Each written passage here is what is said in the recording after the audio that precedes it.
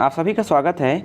इस वीडियो में कार्यालय जिला एवं सत्र न्यायाधीश कोरिया बैकुंठपुर छत्तीसगढ़ द्वारा दिनांक 25 मई 2023 को विभिन्न पदों हेतु भर्ती विज्ञापन जारी की गई है। इसके संबंध में पदों की संख्या, शैक्षणिक योग्यता, भर्ती चयन प्रक्रिया, आयु सीमा, आवेदन भरने की प्रक्रिया से संबंधित विस्तृत जानकारी देखेंगे। आवेदन जमा करने की अंतिम तिथि है 30 जून 2023 शाम 5 बजे तक। तो ये सहायक प्रोग्रामर स्टेनोग्राफर हिंदी, अंग्रेजी, सहायक ग्रेड 3 कर्मचारियों के रिक्त पदों पर 30 जून 2023 को निर्धारित प्रारूप में आवेदन पत्र आमंत्रित किए जाते हैं। देखते हैं पदों का विवरण। पदों का देखिए, सहायक प्रोग्रामर के लिए है कुल 1 पद और ये भी है अनारक्षित पद है। ठीक है। स्टेनोग्राफर में है कुल पदों की संख्या 10, अपने वर्ग के हिसाब से ये आप देख लीजिएगा। और सहायक ग्रेड 3 में है कुल पदों की संख्या 26 और स्टेनोग्राफर अंग्रेजी में है 2। स्टेनोग्राफर हिंदी विशेष न्यायाधीश मजिस्ट्रेट के लिए है 1, सहायक ग्रेड 3 विशेष न्यायिक मजिस्ट्रेट के लिए है 2 और stenographer Hindi fast track court के लिए है 1, सहायक ग्रेड 3 फास्ट ट्रैक कोर्ट के लिए है 2, सहायक ग्रेड 3 हिंदी संविदा भी है 1 पोस्ट। ठीक है, ये और इन सब को मिलाकर है कुल पदों की संख्या 46। तो ये आप अपने कैटेगरी के हिसाब से इसको देख लीजिएगा वीडियो का पास करके। देखते हैं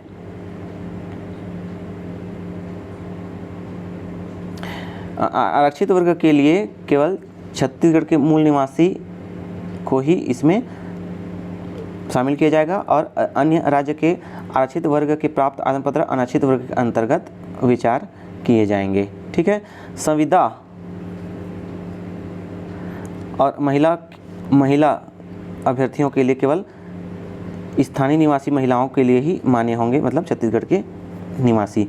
संविदा पद पर नियुक्त कर्मचारी की सेवा संतोषजनक नहीं पाए जाने पर उनकी सेवा समाप्त की जा सकती है। संविदा पोस्ट भी है, स्टेनोग्राफर में 1 पोस्ट उसके लिए है ये। तो सहायक प्रोग्रामर के लिए है 7th पे का वेतन मैट्रिक्स लेवल 9 मिलेगा, जो कि 38,100 से 1,20,400 होता है। इसमें शैक्षणिक योग्यता है Ubuntu Linux open source software Windows में कार्य करने के अनुभव के साथ किसी मान्यता प्राप्त विश्वविद्यालय संस्था से कंप्यूटर विज्ञान या संबंधित विषय में BE, MSc, BTech, MCA degree होना चाहिए अथवा किसी मान्यता प्राप्त विश्वविद्यालय से द्वितीय श्रेणी स्नातक उपाधि के साथ DOC से A लेवल कोर्स या किसी मान्यता प्राप्त विश्वविद्यालय से PGDCA उत्तीर्ण तथा प्रोग्रामिंग सॉफ्टवेयर डेवलपमेंट में 3 वर्ष का अनुभव, ये सहायक प्रोग्रामर के लिए शैक्षणिक योग्यता है। स्टेनोग्राफर हिंदी के लिए लेवल 7 मिलेगा और ग्रेजुएशन में आरक्षित वर्ग के लिए 40% और अनारक्षित वर्ग के लिए 45% अंकों के साथ ग्रेजुएशन उत्तीर्ण होना चाहिए। ठीक है, ये स्टेनोग्राफर हिंदी के लिए है। उसके बाद शीघ्र लेखन मुद्र लेखन परीक्षा बोर्ड से किसी मान्यता प्राप्त शीघ्र लेखन मुद्र लेखन परीक्षा बोर्ड से हिंदी शीघ्र लेखन एवं मुद्र लेखन दोनों उत्तीर्ण होना अनिवार्य है। ठीक है। और कंप्यूटर में हिंदी टाइपिंग का 5000 की डिप्रेशन होना चाहिए और गति के संबंध में कौशल परीक्षा ली जाएगी। और 1 वर्षीय कंप्यूटर डिप्लोमा जिसमें PGDCA, DCA, कोपा या किसी अन्य मान्यता प्राप्त संस्था से 1 वर्षीय डिप्लोमा होना चाहिए। स्टेनोग्राफर अंग्रेजी के लिए लेवल 7 मिलेगा और सेम है, इसमें भी ग्रेजुएशन में आरक्षित वर्ग के लिए 40%, अनारक्षित वर्ग के लिए 45%, ग्रेजुएशन अंग्रेजी शीघ्र लेखन मुद्र लेखन प्रमाण पत्र पास होना चाहिए और 1 वर्षीय कंप्यूटर डिप्लोमा होना चाहिए। सहायक ग्रेड 3 पद के लिए 7th पे का मैट्रिक्स लेवल 4 मिलेगा, जो कि 19,500 से 62,000 होता है और इसमें भी आरक्षित वर्ग के लिए 40% और अनारक्षित वर्ग के लिए 45% के साथ ग्रेजुएशन उत्तीर्ण होना चाहिए।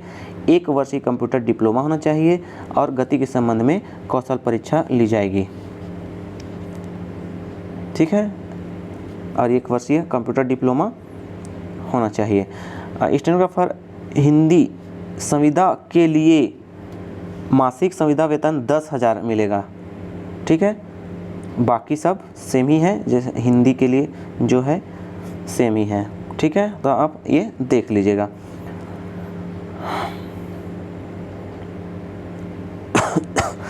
अब देखते हैं आयु एवं पात्रता। तो सभी पदों के लिए है ये आयु एवं पात्रता।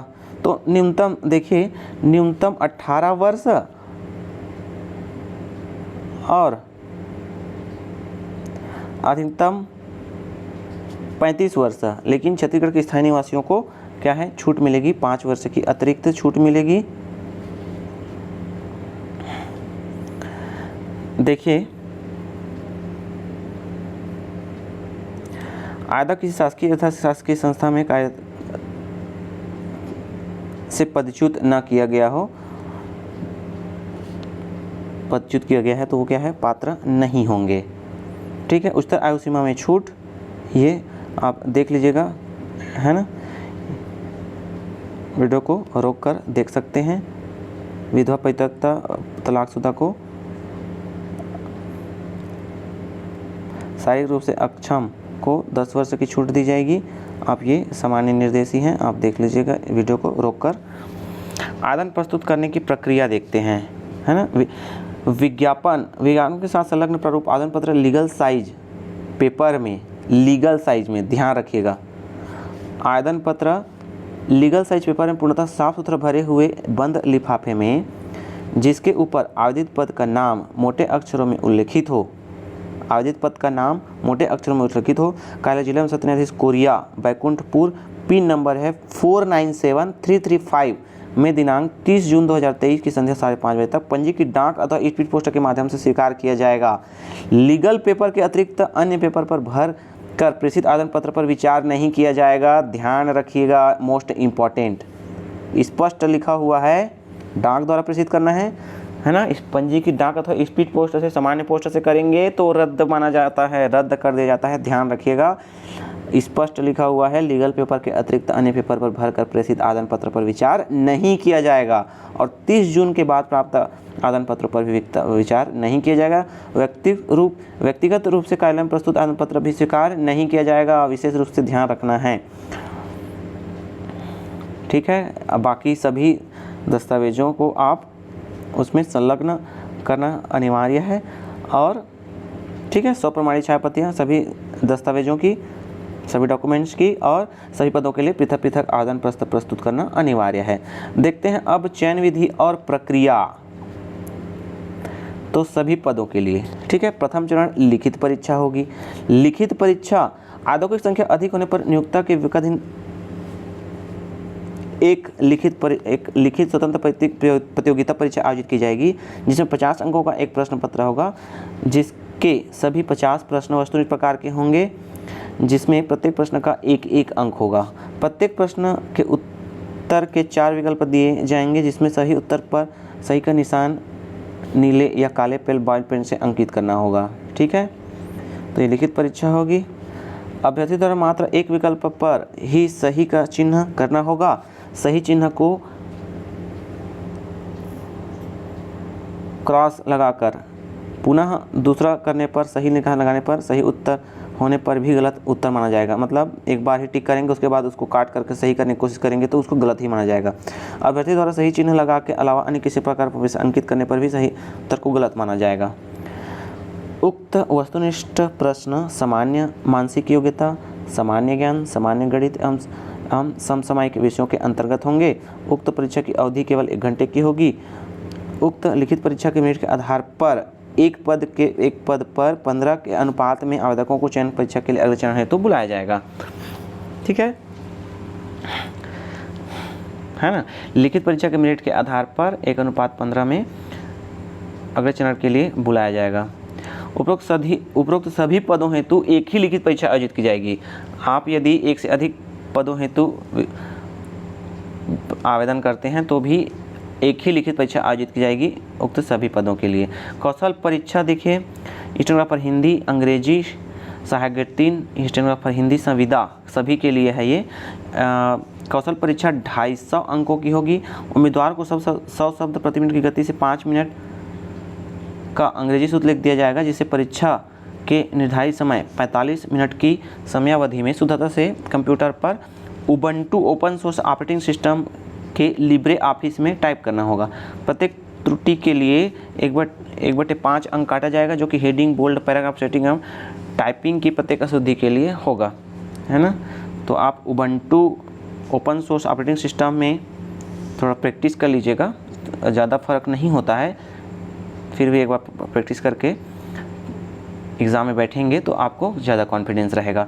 हिंदी स्टेनोग्राफर के लिए वही 250 अंकों की होगी परीक्षा। 100 शब्दों की प्रति मिनट की गति से 5 मिनट में सूत्र लिख दिया जाएगा, और ये भी Ubuntu open source operating system के लिए में ली जाएगी।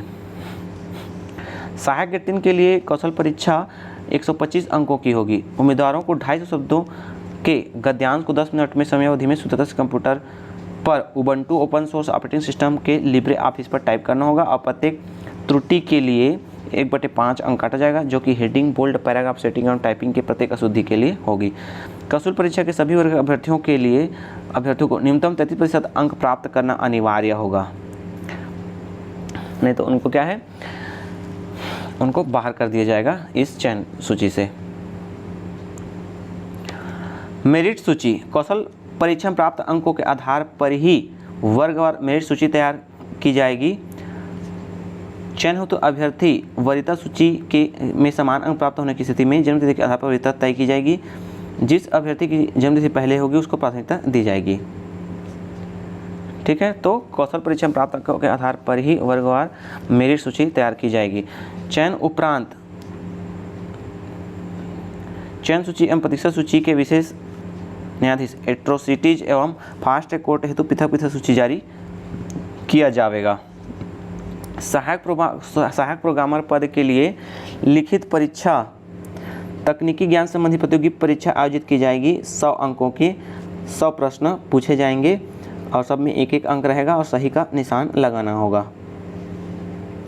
चयन प्रक्रिया, लिखित परीक्षा की वरीयता के आधार पर सबसे ज़्यादा अंक प्राप्त करने वाले अभ्यर्थियों का चयन किया जाएगा, और चयन हेतु अभ्यर्थी वरीयता सूची में समान अंक प्राप्त होने पर जन्मतिथि के आधार पर वरीयता तय की जाएगी। अपूर्ण एवं त्रुटिपूर्ण जानकारी, अन्य आवश्यक सूचनाएं। ठीक है, परीक्षा अवधि 3 वर्षों की होगी।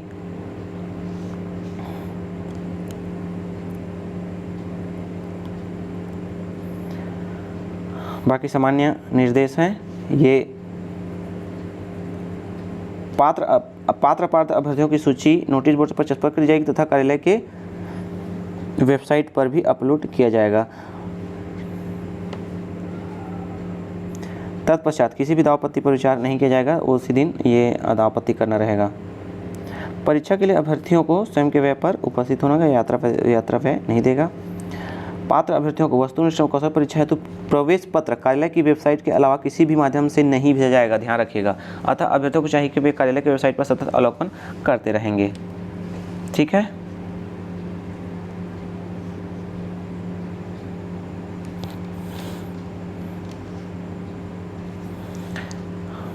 अब देखते हैं आवेदन पत्र का प्रारूप। यह है आवेदन पत्र का प्रारूप। अब आप डिस्ट्रिक्ट कोर्ट कोरिया करके गूगल में सर्च करेंगे तो आपको मिल जाएगा, या फिर मैं इस वीडियो के डिस्क्रिप्शन में लिंक प्रोवाइड कर दूंगा, वहाँ से क्लिक करके आप ये डाउनलोड कर सकते हैं। तो आप यदि योग्यता रखते हैं तो अवश्य आवेदन करें। लिखित परीक्षा के मटेरियल के लिए इसमें अपलोडेड है वीडियो, जिसमें computer, Hindi, India current affairs, Chhattisgarh current affairs uploaded हैं 2023 के 2022 के। आप उसका अध्ययन अवश्य करिएगा, इस एग्ज़ाम के लिए काफ़ी उपयोगी साबित होंगे। तो वीडियो का अच्छा लगा तो लाइक अवश्य करें, चैनल पहली बार आए तो सब्सक्राइब अवश्य कर लें, ताकि आपको ऐसे वीडियो मिलते रहें। इसका कोई भी अपडेटेड जानकारी आती है तो इस चैनल के माध्यम से आपको मिलती रहेगी। वीडियो को अंत तक देखने के लिए धन्यवाद।